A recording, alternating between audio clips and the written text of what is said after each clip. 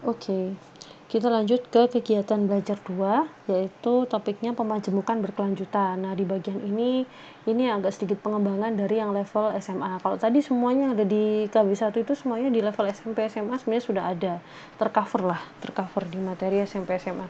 Nah, kalau di KB2 ini kita punya istilah pemajemukan berkelanjutan. Anda sudah melihat bagaimana jika, tadi di KB1 ya, bagaimana jika ada sebuah dana yang dibungakan setiap periode 1 tahun sekali, atau dibungakan dalam periode 1 tahun kali, beberapa kali gitu ya maksudnya. Ternyata hasilnya antara yang 1 tahun dengan yang 1 tahun sekali dengan 1 tahun kali, anggaplah misalkan 4 kali, misalkan 1 tahun dibungakan 1 kali dan 1 tahun dibungakan sebanyak 4 kali, ternyata hasilnya lebih banyak yang dibungakan selama 4 kali. Berarti kan diagnosa kita atau dugaan kita adalah jika periodenya semakin diperpendek, jangka waktunya itu semakin diperpendek, berarti kan hasilnya semakin banyak. Jadi kalau 1 tahun sekian, 1 tahun sekali sekian, 1 tahun 4 kali sekian, 1 tahun 12 kali ternyata sekian, lebih banyak lagi. Berarti diagnosa kita kalau itu semakin kita persempit periodenya, berarti kan hasilnya juga akan semakin besar kan. Nah, ini kalau di dalam matematik kita kemudian akan membawa ide ini ke istilah pemajemukan yang sifatnya itu kontinu. Jadi nggak lagi menggunakan bulan, tapi kan sebenarnya bisa kita bayangin gitu ya, bisa kita imajinasikan bagaimana jika uang ini dibungakan setiap jam. Bayangin, semakin banyak kan, berapa jam dalam 1 tahun tuh, ayo, ya kan. Kalau sebulan sekali aja kan dibungakan, berarti ngitung M-nya kan 12. Terus kalau iya 12 kan, kalau misalkan dalam bentuk hari aja 1 tahun berarti berapa tuh, 365 lah ibaratnya ya. Kalau setiap jam bagaimana? Setiap menit bagaimana?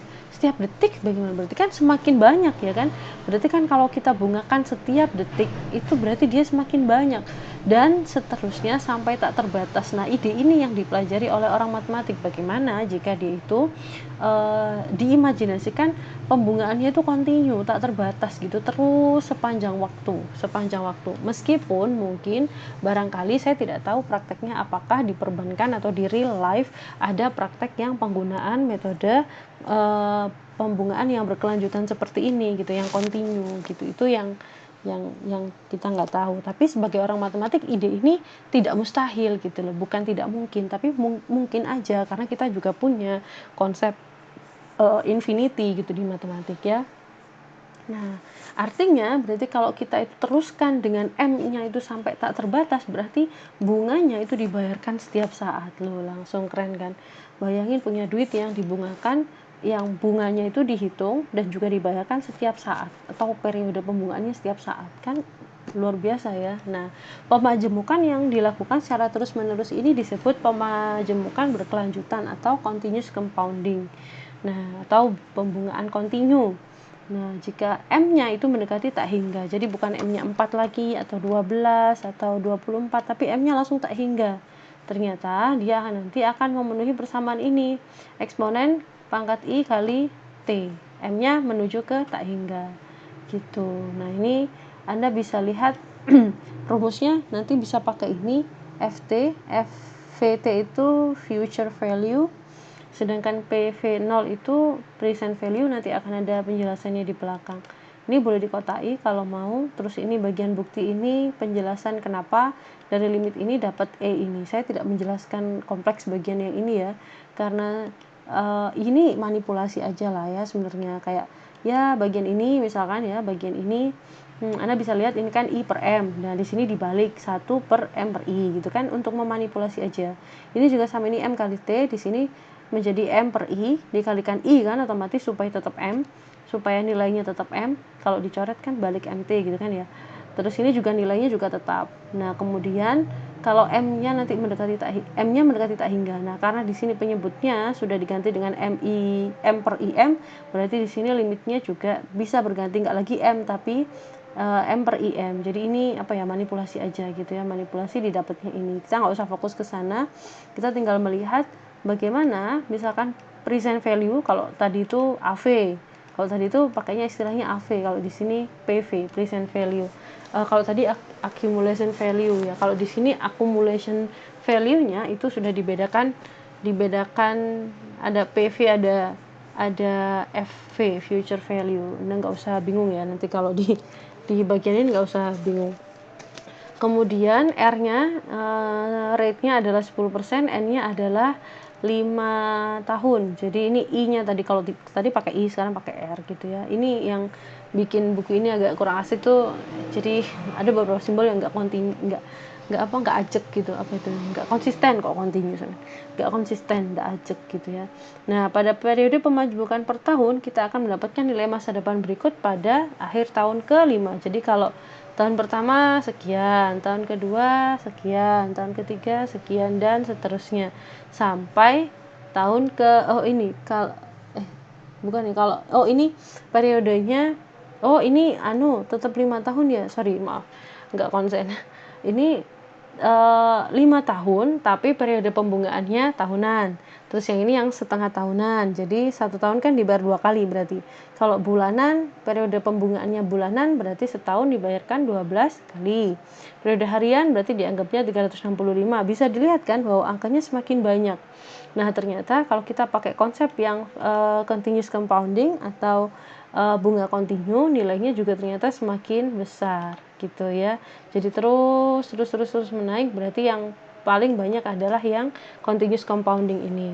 Jadi pembungaan majemuk pembungaan kontinu.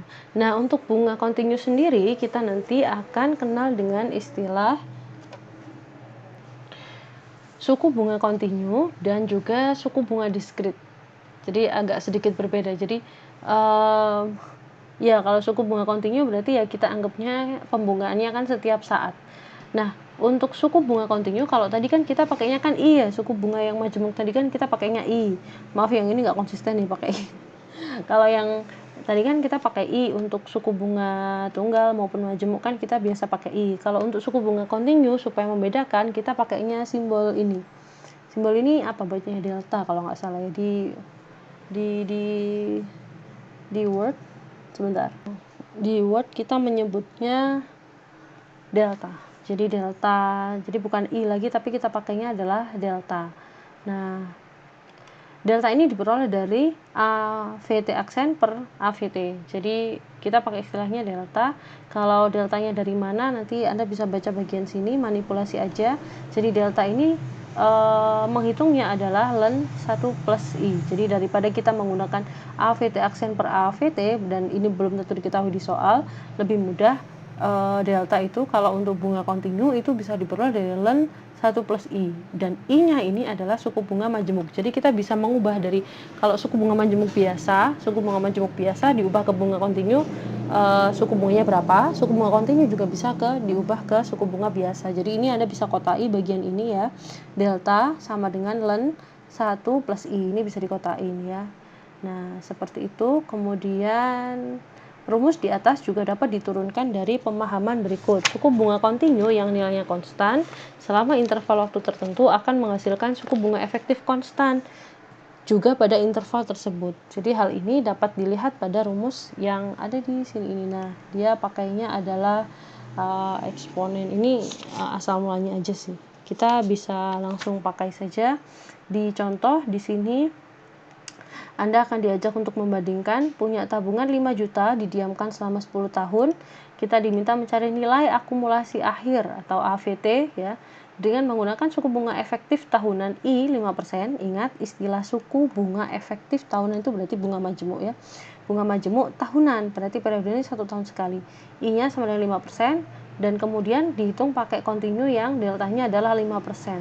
Nah, perbedaannya bisa dilihat. Ternyata kalau pakai kontinu dapatnya selisihnya sekitar 100.000, cukup besar ya. Kemudian kalau ini konversi, suku bunga kontinu 6%. Kalau ngitung suku bunga efektif tahunannya berapa, ya tinggal ngotak-atik yang tadi, persamaan yang mana tadi, yang bagian ini gitu, yang Nah, tinggal ngotak-atik aja, dipindah-pindah aja ya. Oke, seperti itu. Nah, jadi Anda sudah mengenal suku bunga kontinu sama suku bunga kontinu ya yang ini. Di sini Anda diberikan suku bunga kontinu bervariasi, agak sedikit tambahan lagi ya.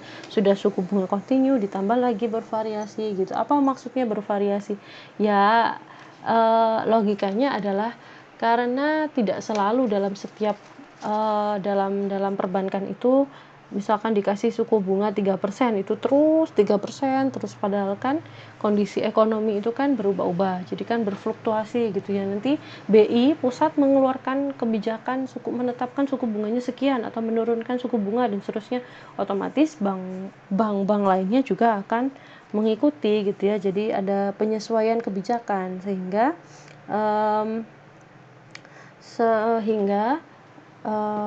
kadang kita bisa bervariasi. Jadi misalkan 4 tahun pertama suku bunganya sekian, 4 tahun selanjutnya suku bunganya agak turun, 2 tahun selanjutnya naik, kayak gitu-gitu. Jadi maksudnya bervariasi itu seperti itu. Artinya ketika kita menghadapi kondisi suku bunga yang bervariasi itu bisa beda-beda gitu ya suku bunganya. Dan juga di soal kadang akan muncul pernyataan di mana suku bunga kontinu bervariasi itu ketika dia itu bunganya tidak dihitung mulai dari tahun pertama orang itu menabung gitu. Jadi bisa jadi kasusnya adalah seperti ini dicontoh, misalkan ada uang 10 juta diinvestasikan pada tahun ketiga tanpa diambil atau ditambah. Nah, pihak bank menerapkan bunga kontinu dengan formula sekian, hitunglah uang istri dalam jutaan rupiah pada akhir tahun ke-6. Jadi kita startnya hanya yang dari mulai tahun ketiga sampai tahun ke-6 gitu. Yang tahun pertama, tahun kedua sudah nggak dihitung gitu. Bagaimana gitu. Nah, itu yang kita sebut sebagai perhitungan yang bervariasi, termasuk suku bunga yang bervariasi gitu ya. Kalau ini kebetulan dia pakainya suku bunganya kontinu, rumusnya seperti ini. Jadi mengikuti tahunnya, mengikuti tahun yang diminta. Yang ini adalah pada tahun ketiga sampai akhir tahun ke-6, sehingga perhitungannya seperti ini. Accumulation value pada tahun ke-6, jadi nilai akumulasi pada tahun ke-6 adalah 10 kali E pangkat ini, 10 kali E pangkat integral 3 sampai 6 0,20 sampai 0,02 T dt. Jadi kalau suku bunga kontinu dan kita diberikan sebuah formula yang mengintegrasikan nilai T-nya atau tahunnya di dalamnya, otomatis kita menggunakan integral. Nanti untuk yang diskrit beda lagi ya. Oh ya, ini ada sedikit kesalahan ya, ini perbedaan. Kalau ini datanya 0,15 ternyata di soal ini 0,20, diralat aja yang di atas ya, ini diralat diganti menjadi 0,20 seperti itu. Kemudian 0,20, kalau sisanya sih nanti bisa dicek sendiri gitu ya, kira-kira seperti itu. Yang ini juga boleh dikotain yang ini sebagai rumusnya, tapi yang ini jelas lah ya. Jadi kalau untuk yang kontinu kita nanti akan pakai integral. Nah, bagaimana dengan suku bunga yang diskrit gitu ya, yang diskrit tapi bervariasi, bagaimana gitu. Nah, ada sedikit perbedaan, nanti kita nggak pakai integral. Nah, ini penjelasannya sama kayak yang tadi saya bilang. Misal ini suku bunga efektif tahunan bernilai I pada N tahun pertama, kemudian bernilai I2 pada N tahun berikutnya, dan berubah-ubah menurut waktu gitu. Jadi ya itu kan suatu kondisi yang tidak bisa kita hindari. Kalau bunganya itu diskrit, kita ngitungnya bukan bunga kontinu. Ingat, kalau kontinu itu kan ngitungnya setiap saat ya, terus menerus, maka kita pakai konsep integral. Tapi kalau bunganya itu hanya bunga menjemuk yang sifatnya tidak kontinu, kemudian kita dihadapkan kasus bervariasi, berarti kita pakainya adalah suku bunga diskrit bervariasi. Nah, suku bunga diskrit bervariasi karena diskrit berarti ya harus kita jumlahkan. Kalau di kontinu kita nggak bisa menjumlahkan per jangka waktu, karena kan terus menerus pembungaannya kan setiap saat ya kan. Jadi dia pakainya integral, konsep integral. Masih ingat integral jumlah Riemann ya? Nah, seperti itu kalau dikaitkan dengan kalkulus. Tapi kalau di diskrit ya tinggal kita jumlah aja kan, kita tinggal kalikan antara tahun pertama, tahun kedua, tahun ketiga, dan seterusnya gitu. Maka kita tidak lagi menggunakan integral, tapi kita menggunakannya adalah sigma yang seperti ini. Jadi sigma kan ada dua ya, ada yang lancip itu yang kayak E itu ya, itu sigma jumlah. Kalau yang ini adalah sigma perkalian, artinya perkaliannya diterusin gitu. Jadi bukan tambah bukan, tapi kali. Jadi sigma perkalian. Kalau yang anu kan sigma jumlah yang lancip itu gitu. Terus ini suatu deposito sebesar 100.000 mendapatkan suku bunga efektif tahunan 6% untuk 3 tahun pertama. Pada tahun berikutnya mendapat suku bunga 5% dan pada tahun terakhir mendapatkan suku bunga 6% lagi. Berapa nilai akumulasi tabungan setelah 8 tahun? Ini kenapa saya coret ya? Apa salah? Sebentar. Nilai akumulasi pada 3 tahun pertama adalah AV3 sama dengan ini. Jumlah nilai tersebut ditabungkan lagi selama 2 tahun dengan suku bunga 5%. Berarti kan AV5 itu sama dengan AV3. Modalnya kan dari AV3 dikalikan dengan ini. Ini enggak perlu ini. Kenapa saya? Coba saya hilangin dulu ya. Oke, nah. Oh, sorry. Paham. Ini tadi tuh saya coret karena di sini tuh pakainya 10.000, tapi ini di atasnya 100.000. Jadi enggak cocok gitu loh. Enggak cocok, harusnya ini 10.000 ya, 10.000 yang ini diralat aja di bukunya Anda masing-masing. Ini diralat harusnya 10.000 bukan 100.000. Nah, kemudian apa nih? Nah, jadi nilai AV5 itu adalah AV3 kali suku bunga yang berlaku di 2 tahun itu, kan 5%. Terus 3 tahun yang terakhir bunganya kembali lagi 6%. Berarti ketika AV8 sama dengan mulai dari start AV5 tadi modalnya kan 5 tahun yang ini, modalnya ini dikalikan 1,06 pangkat 3 karena 3 tahun yang terakhir gitu ya. Jadi tinggal dicek, dikalikan. Jadi ini yang tadi yang saya maksud sigma perkalian itu, ini dikalikan semua, ketemulah hasilnya gitu ya. Gitu. Contoh lain, ini Anda sudah dikasih I-nya 0,02 plus 0,01K. 0,2 plus 0,01K. Sebentar. 0,01K.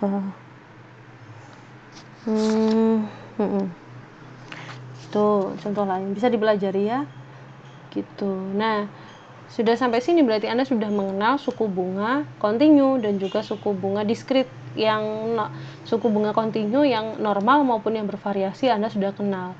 Yang terakhir ini, beberapa subbagian terakhir ini adalah apa ya, kasarnya kayak rangkuman menurut saya, kayak highlightnya, yaitu ada yang kita sebut sebagai nilai akumulasi atau future value. Sebenarnya dari tadi sudah kita bahas ya, kayak ini AV ini ya.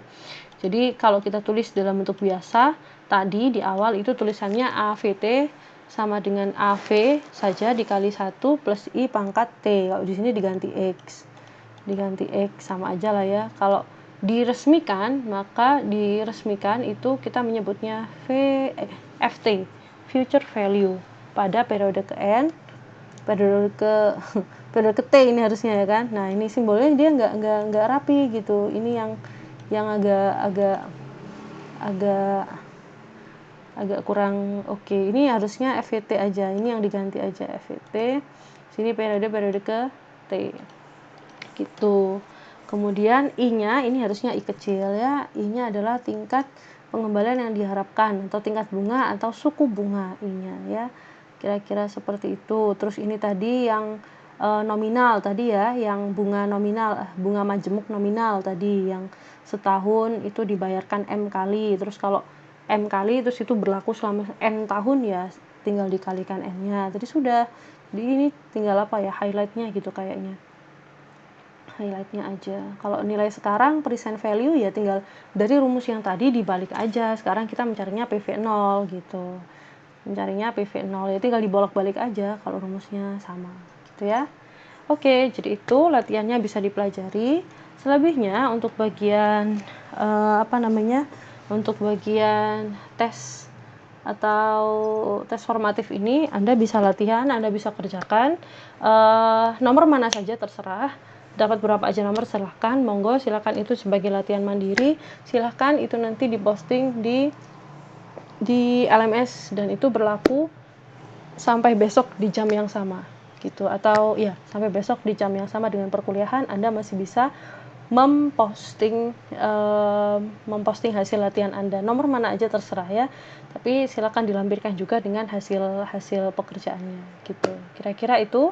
saja dari saya untuk materi minggu ketiga ini. Kalau ada pertanyaan silakan disampaikan. Terima kasih. Saya tutup. Wassalamualaikum warahmatullahi wabarakatuh.